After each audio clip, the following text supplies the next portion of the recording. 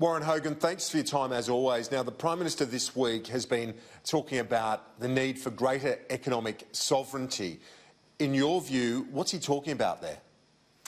Yeah, good morning, Kieran. I think the Prime Minister is referring to effectively self-sufficiency, and that is the ability of Australia to ensure that we have access to critical supplies. And I think the standout through this crisis has been medical supplies and equipment, pharmaceuticals, and I think there's another key industry here being the food and grocery industry. So I think this key concept is around making sure that Australians, whether borders are closed or not, whether international supply chains are disrupted, we can make sure we can get the key things that Australians need.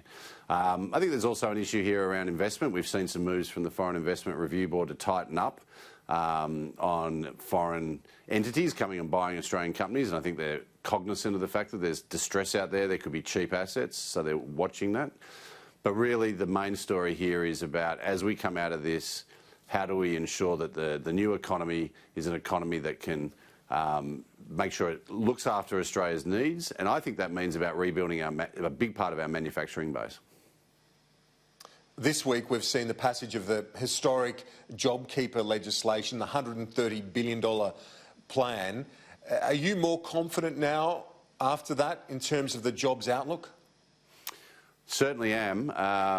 There's still a lot of uncertainty about how many layoffs, how many businesses have been put into hibernation. But I think the number of Australians whose jobs have been is heavily impacted is well over 1 million and could be 1.5 million. And with this legislation, I'd say about half are remaining connected to their employer. So that's important. It's making sure that they get a basic income, but more importantly, that connection allows for a quick restart of those businesses and, of course, a restart and normalisation of the economy. So this has been really important in keeping that stability and some certainty around the jobs market. We're still going to get some very bad numbers over the next 3 months. I think the unemployment rate will still get to close to 10%, but it could have been a much, much higher figure if we hadn't have had that legislation passed.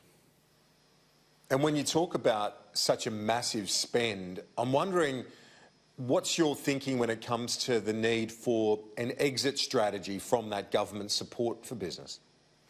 The government's been really smart in giving some timelines to this, because one of the most difficult things for anyone, whether it's impacted individuals or business, is knowing when things are going to normalise, what's going to happen. And the 6 months was really important as a marker in the sand, so to speak. Whether or not we hit it, whether it's earlier or later, is still subject to uncertainty, and the government admits that.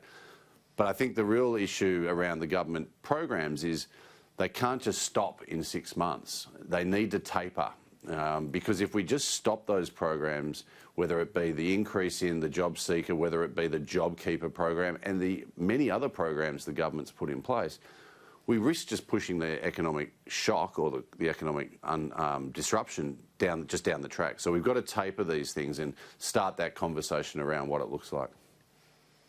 The political rule is never waste a crisis, that governments, policymakers should use this moment to deliver real reform. What sort of changes would you like to see?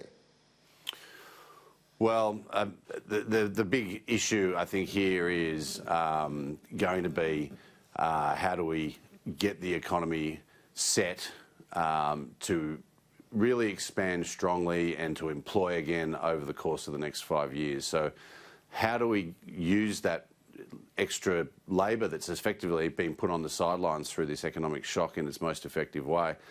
And I think there's a whole range of programs that the government needs to look at around skills, around retooling our workforce for the new digital age. I think this shock represents a sudden movement to digital awareness in both business and personal life. And I think we really need to make sure our workforce is ready for that. We've been talking about the future of work for a decade, and I think it's here now. And the government needs to facilitate that through institutions in the private sector, through universities, through TAFE and everything. We need to reskill. So I think that's the big one. And then there's going to be an issue of how quickly the government really repairs its budget. I don't think there's a rush on that conversation. I don't think there's a rush in that process, but there's going to be a lot of different views after such an extraordinary government intervention in the economy, there's going to be people who want that out quickly, and there's going to be people who think this is the new operating environment on a more permanent basis. And I think that's a critically important debate over the next 6 to 9 months. And on that debate, do you see tax reform, that increasing the GST, as necessary as part of that budget repair? It's critical, and you do need to have a view on how quickly we need to get government budgets back in order, and I think there is, as I said, a lot of different views on that. But the tax system is going to have to be utilised to make sure that this economy is operating as efficiently and as effectively as possible. My personal view is that the private sector will lead us out of this downturn, that we will get that labour back into jobs gradually over the next few years, and these new jobs will be really important, really productive, and we can really have a vigorous, healthy economy once again. But we need the tax system to assist that, not hinder that. And it has to be part of some sort of budget repair process. So the GST is certainly, I think, going to be in play here.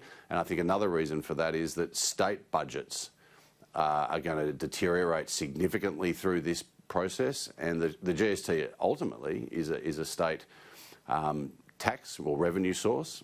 So I think the GST debate has to be put onto the table. Yeah, and it'd be interesting, particularly in the context of the National Cabinet, as to how that's handled, given, as you said, the state interests in that, Warren. And it's a great thing that we've got this National Cabinet, and hopefully it's not just a crisis cabinet. Hopefully this thing can last through the process and help lay the foundations of the recovery. There has been an extraordinary series of events in Australia in the last 4 weeks on the health policy and the economic policy front, and the governments have rallied and done an exceptional job, in my view. But we sort of had to act, and we had to act in a crisis environment. It's going to be much trickier to navigate the exit, to navigate the policy shifts, the policy unwind, the new policies we need in place, and being able to have a national cabinet of leaders who take this as seriously as they've taken the last 4 weeks would just do this country so much good on a 10-year, 20-year view. We can lay the foundations to get Australia back to a world-leading position of economic vitality and wealth creation, because we are one of the richest countries in the world. Yeah, indeed, and if it takes some of the heat out of the politics of things like the GST, that would be such a good thing. Just finally, I'm interested in your view on the international front. Trade links, we're such an open trading nation. How do you see that at the end of all this? Well, I think the discussion around sovereignty and self-sufficiency is a discussion going on in every country, and every country will have its own vulnerabilities. But there's no doubt that there will be a further impetus given to economic nationalism. We've seen it essentially since the crisis of 2009 slowly emerge. Trump and his tariffs were a highlight in recent years. So we are pausing globalisation. There's no doubt about that. Australia must continue to argue for open trading arrangements. We are critically dependent, particularly in terms of our natural resource exports, on exports. But they're important, and it's a great feature of the Australian economy that we have natural resources, we have energy, and we have food. These are things that other countries need. But we do need an open trading system, and I'm confident that after the political disruptions around this and the arguments that we'll see around the role of trade and globalisation, that we will resume the long upward march of an open trading system. And I think Australia will benefit greatly, continue to benefit greatly from that.